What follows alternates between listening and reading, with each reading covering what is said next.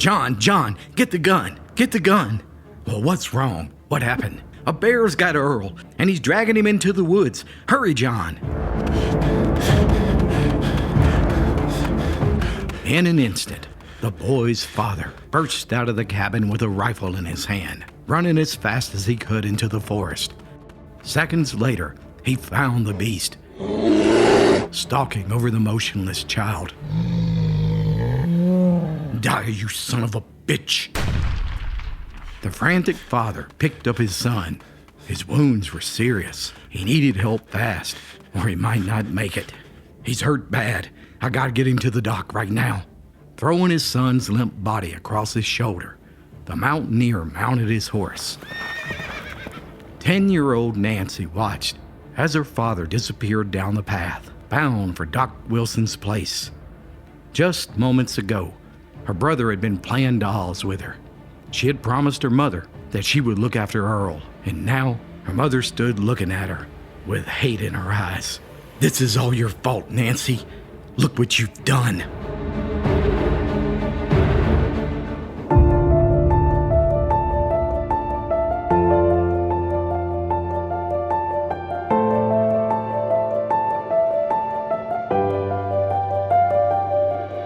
The boy would live, yet he would be what mountain folks called slow for the rest of his life.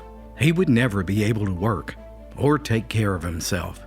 And his sister Nancy, or she would have to live with the guilt of Earl's bear attack for the rest of her childhood.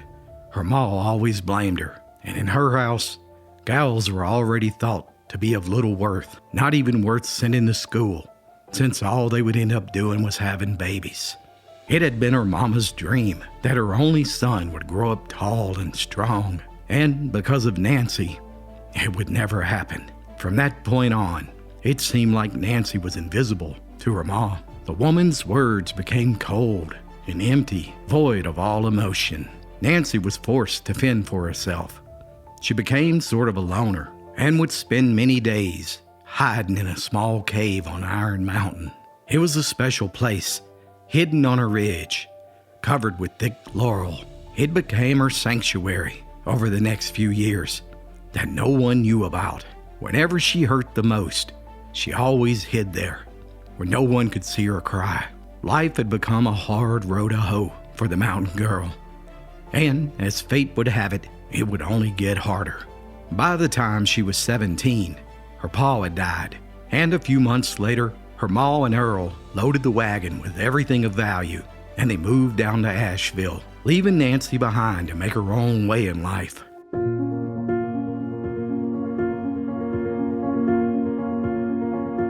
The mountain girl was forced to do whatever she could to survive, and before long, she moved in with a disabled man who was 30 years her senior. And although he was good to her, she couldn't make herself love him. It was a marriage of necessity that she somehow made work. For 20 years, that is until her husband caught her sleeping with another man and divorced her. To make matters worse, Nancy soon gave birth to an illegitimate child, who she named Lizzie. Now, 40 years old, Nancy found herself in deep trouble as a divorced woman with an out-of-wedlock child. She was an outcast of society. She bounced around from one place to another. Violent men and abuse seemed to be the norm. The few times that she was able to find work, she rented a place, but nothing ever lasted for long. The only constant in her life was Lizzie, who was already growing up fast and hard. Nancy would marry again, this time to an alcoholic who spent all his time and money on gambling and booze. The marriage was so volatile that there was no way it could ever last. And one evening, he came home drunk, and after beating Nancy, he set the cabin on fire, burning all their possessions before leaving Nancy and Lizzie homeless. You know, life has a way of being a complete whirlwind. Before you know it, you blink and your whole childhood is gone. All the dreams and the goals you had, everything you thought you would achieve in life, suddenly they're all behind you. And one day, you find yourself standing in front of a mirror with an old person looking back at you. You've merely survived, and you barely recognize who you've become. And so it was with Nancy. Where had all the time gone? Here she was. The year was 1913, and she was 62 years old. As a child, she had been a punching bag for her mother. And as a woman, she had been a punching bag for dozens of men. And now, as an old woman, she had become excess baggage for Lizzie. And Lizzie? Well, she was now 22 years old, with a 2-year-old illegitimate daughter of her own, named Roberta. The three of them were so poor that many nights they went to bed hungry, and others, they would share a single can of peaches for supper. The only hope they had in the world was a man named Will Putnam. He had promised to marry Lizzie, but only on one condition, and that was that she get rid of her daughter, Roberta. And there was no way he was willing to raise another man's daughter. Now, I need to pause here for a moment. You see, these were desperate times, and sometimes people are capable of doing things that are truly unthinkable. And I've documented many violent crimes on this channel, horrendous crimes. And with that said, even I wasn't prepared for what happens next in this story. Buckle up, my friends. Things are about to take a turn for the worse.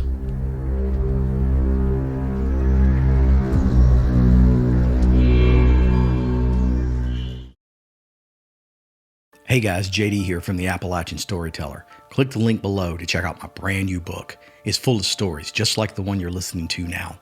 And now, back to the story. Nancy Kerley had lived a hard life in the mountains of North Carolina, to say the least. Her 62 years on this earth had been filled with heartbreak and desperation. She was unable to provide a living for herself, and she depended solely on her 22-year-old daughter, Lizzie, for support. Yet, life for single women back in those days was nearly impossible, especially for one with a child born on the wrong side of the sheets. But the reality was that Lizzie had had an illegitimate child, just like her mother. The trio bounced around from place to place until they landed in the lower Jonathan Creek section, where they were living with a man named Will Putnam. Now, Will wasn't much better off than they were, and he was renting a rundown cabin from his boss, where he was working as a farm hand. And during the winter of 1913, Will's boss began complaining that he wouldn't allow an unmarried couple to shack up and wallow in sin on his property. So he gave Will an ultimatum.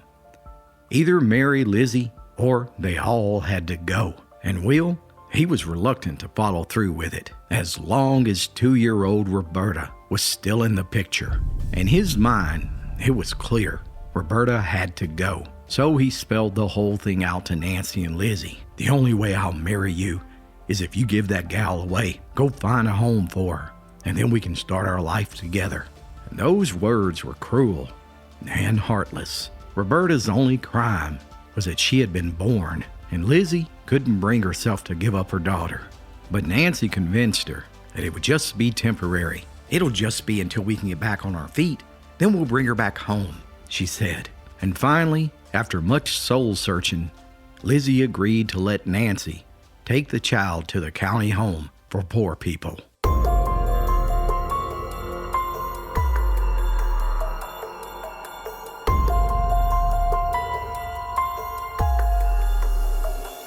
A few days later, in February of 1913, Roberta was dressed in several layers of clothing to help keep her little body warm during the long 15-mile journey that was sure to take a couple of days while walking. Lizzie hugged Roberta and gave her a kiss. "Mama will come get you soon. You be a good girl." And with that, Nancy and Roberta set out into the bitter morning cold, just as the sun began to break. The day passed and night came. Will and Lizzie were eating supper when the cabin door opened. There stood Nancy, alone. The deed had been done. "How'd you get back here so fast?" Will asked. "Reverend Fincher picked us up down at Garrett's Creek in his wagon, and he rode us down to the home in Maggie Valley. They were plumb tickled to take Roberta in. and those office folks said that there was a young couple who had filled out paperwork just a few days ago looking to adopt a gal. They said they were going to contact them first thing in the morning and make the arrangements. As bad as Lizzie's heart hurt, the news of the adoption eased her worries a bit.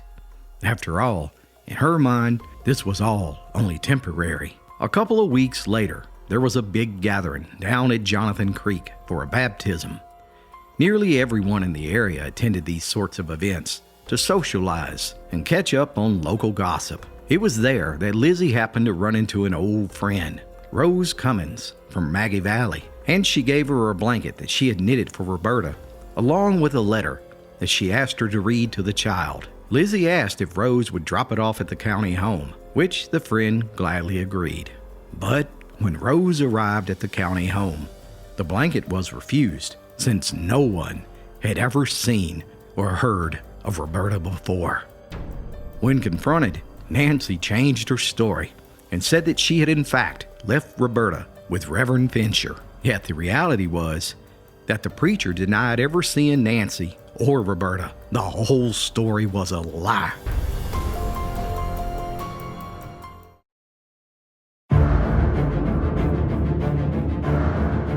Wagging tongues spread the news of the missing girl like wildfire, and within hours, the Haywood County Sheriff arrested Nancy, Lizzie, and Will for the disappearance of 2-year-old Roberta Putnam, who hadn't been seen in nearly 3 weeks. Where was she? Who had her? By morning, a posse of nearly 30 men, boys and women, all began to scour the mountains, looking for any sign of Roberta. Bloodhounds were brought in. Every room of every cabin in the area was searched, and every person was questioned. Yet, no one had seen the child. The winter weather brought in more snow and brutal cold. But day after day, the search went on. A week passed. Still no sign of Roberta. Many folks began to believe she would never be found, and the search party numbers began to dwindle. Finally, on the 10th day of the search, a 12-year-old boy named Jack noticed vultures circling high at the top of Utah Mountain. He took his dog and he climbed for an hour until they reached a steep ridge. Jack's dog began barking and clawing at a huge pile of rocks that seemed to be blocking the entrance to a small cave. "Hold on, boy," Jack said as he began to lift the heavy rocks. After a few minutes, he removed a rock that finally breached the chamber, and out of that small hole poured the unmistakable stench of death. Jack held his breath and he peered into the dark hole. There, laying on a pile of leaves, was a little girl wearing several layers of calico dresses. Her arms were beginning to turn black, and her poor little fingers were just bloody stumps, where she had been desperately clawing at the rocks and trying to escape before she finally died from starvation and exposure. 2-year-old Roberta Putnam had been found in the very same cave that Nancy Kerley had spent her childhood hiding in.